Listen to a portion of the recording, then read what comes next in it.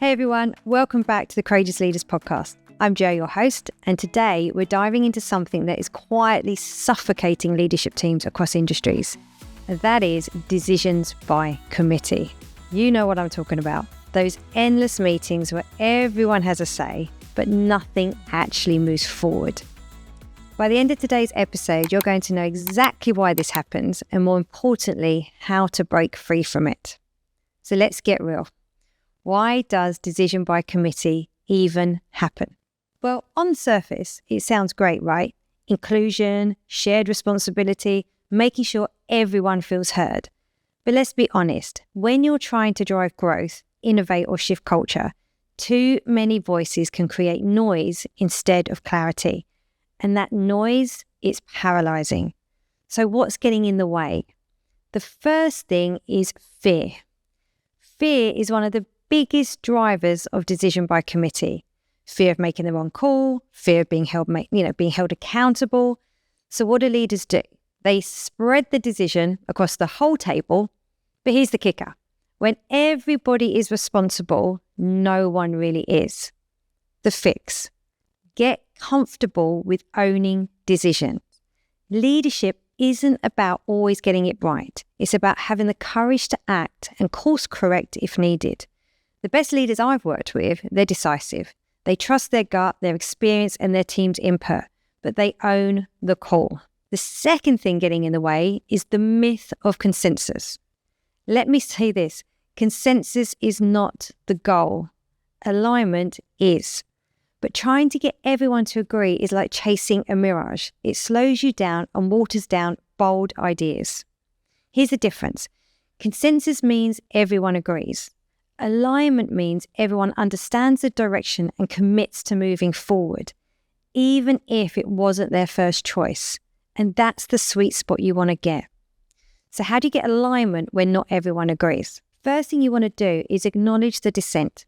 Let everyone know that they've been heard. Often just being recognized reduces resistance. Reiterate the bigger picture. Tie the decision back to the shared goals.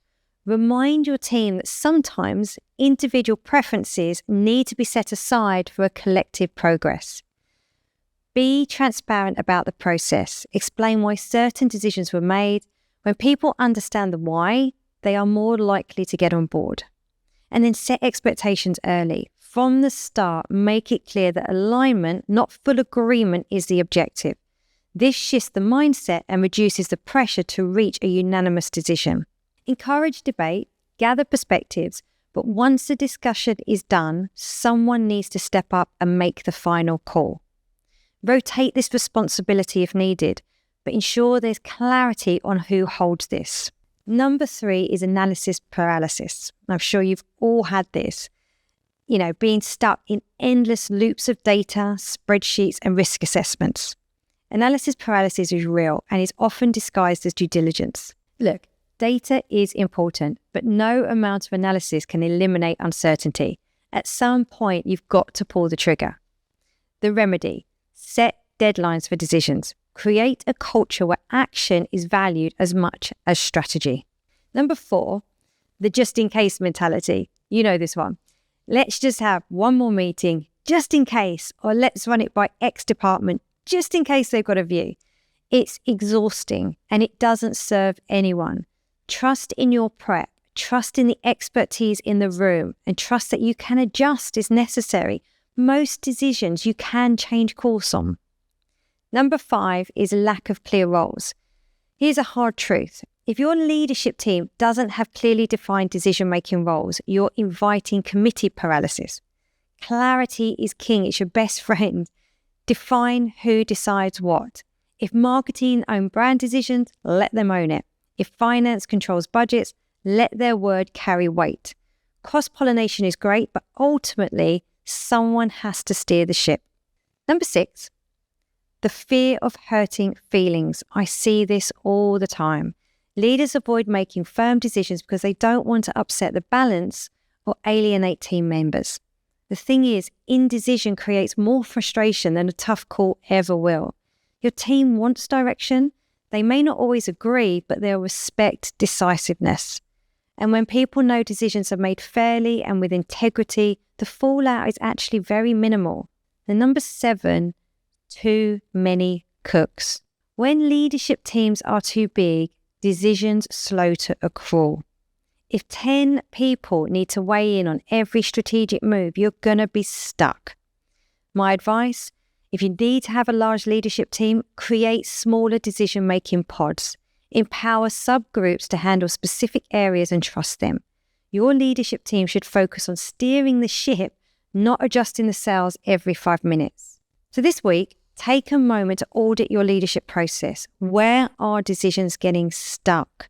Identify one area where you can streamline. Maybe it's reducing the number of meetings or just setting clearer deadlines. And remember, leadership isn't about making perfect calls. It's about continuously moving forward, learning, and just keep adjusting as you go. So I hope this has helped.